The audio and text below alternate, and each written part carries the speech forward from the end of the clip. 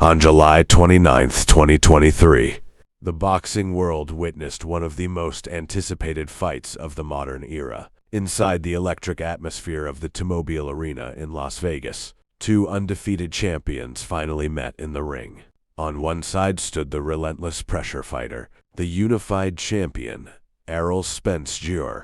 On the other side stood the masterful technician, the WBO champion, the man known as Bud Terence Crawford.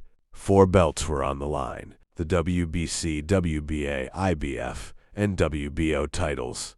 This was for the Undisputed Welterweight Championship of the world. Years of build-up debates and arguments had finally led to this moment.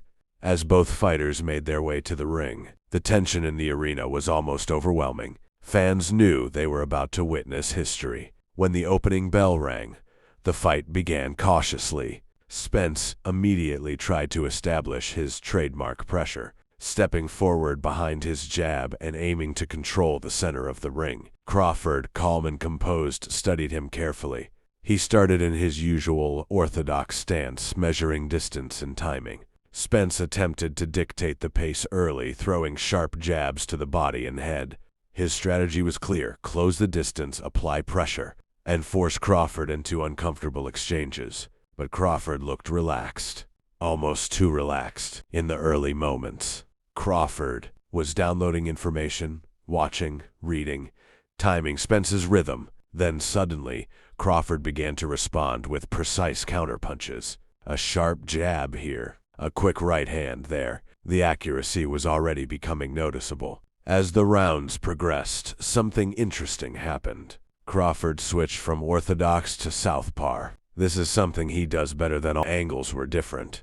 The distance looked different, and Spence began having trouble finding his target. By the second round, Crawford's confidence was growing. His times and dominance had been knocked down, but to his credit, Spence got back up quickly. He looked determined to continue. The knockdown had clearly changed the momentum, but the fight was far from over. As the fight moved into the middle rounds, Crawford began taking control. His footwork was smooth, his defense was tight, and his counters were incredibly precise. Every time Spence tried to close the distance, Crawford seemed to have the perfect answer.